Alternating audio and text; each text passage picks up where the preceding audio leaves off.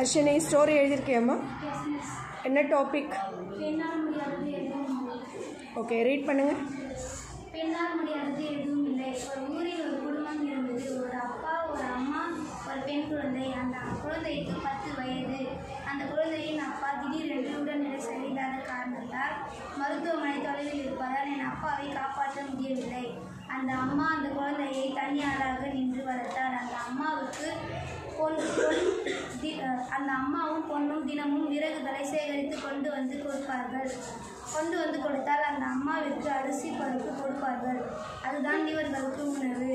அந்த அம்மாவிற்கு கணவர் இருந்ததை தாங்க முடியவில்லை. அதனால் அந்த அம்மா ஒரு கிணறு அருகே நின்று குதித்திடலாம் என்று நினைத்தார். ஆனால் அதுக்குள் அந்த அம்மாவின் பெண் குழந்தை வந்துவிட்டார்.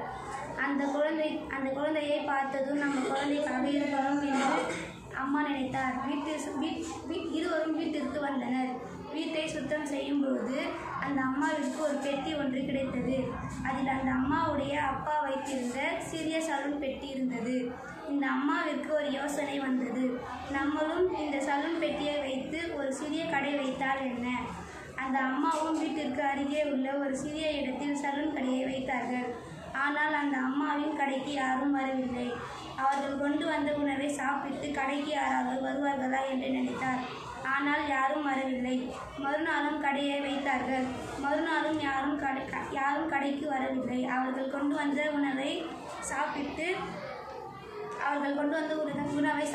அங்கு அமர்ந்திருந்த ஆண்கள் அந்த பெண்ணை பார்த்து கேலி செய்தார்கள். ஒரு பெண் சலூன் கடை வைப்பது கேலியாக இருந்தது. ஒரு ஆண் கடைக்கு வந்தார். யார் கடையில் என்று கேட்டார். இந்த அம்மா வந்தவுடன் எனக்கு ஒரு பெண் ஷேவிங் செய்வது அதனால் அதனால் வந்த ஆணும் திரும்பி போனார். அந்த ஊரின் நாட்டாமை சலூன் கடைக்கு வந்தார். அந்த அம்மாவை கூப்பிட்டு முடி வெட்டுங்கள் என்றார். அந்த அம்மாவும் முடி வெட்டியவுடன் அந்த முடி அழகாக இருந்தது. இந்த நாட்டாமை சொன்னார், பெண்ணால் முடியாதது எதுவும் இல்லை. அந்த ஆண்களை கூப்பிட்டு இந்த சலூன் கடையில் தான் நீங்கள் அனைவரும் முடி வெட்ட வேண்டும் என்றார். நாட்டாமை அந்த ஆண்கள் அதற்கு சரி என்று சொன்னார்கள். அந்த ஆண்கள் அனைவரும் வெளியே சென்றனர். அந்த நாட்டாமை பெண்ணிடம் கேட்டார், எதற்காக இந்த சலூன் கடையை வைத்து? என் குழந்தை மருத்துவர் படிக்க வேண்டும் என்று ஆசைப்பட்டார். அதற்காக தான் நான் இந்த சலூன் கடையை வைத்தேன். இப்போது என் குழந்தை 12ஆம் வகுப்பு படிக்கிறார். 2 மாதங்களுக்கு பிறகு என் பெண்ணை கல்லூரியில் சேர்க்க போனேன். சேர்த்துவிட்டு வீடு திரும்பினேன். 5 வருடங்களுக்கு பிறகு என் பிள்ளை மருத்துவர் படிப்பை முடித்துவிட்டு வீட்டிற்கு வந்தாள். அம்மா, எனக்கு நாளைக்கு பாராட்டு விழா நடைபெறுகிறது. அதற்கு நீங்கள் வர வேண்டும். இன்று பாராட்டு விழா நடைபெற உள்ளது. நானும் என் அம்மாவும் கிளம்பினோம். பாராட்டு விழாவிற்கு போய் சேர்ந்தோம். பாராட்டு விழாவில் நான் பேசத் தொடங்கினேன். என் அம்மாவால் தான் நான் மருத்துவர் படிப்பை முடித்தேன். மருத்துவமனை தூரம் இருப்பதால் என் அப்பாவை காப்பாற்ற முடியவில்லை. எங்கள் ஊரில் மருத்துவமனை வைக்க வேண்டும் என்றுதான் நினைத்தேன். அதனால்தான் நான் மருத்துவர் படிப்பை படித்தேன். என்னை தனியாளாக நின்று வளர்த்த என் அம்மாவிற்கு நன்றி. Very good. இதில்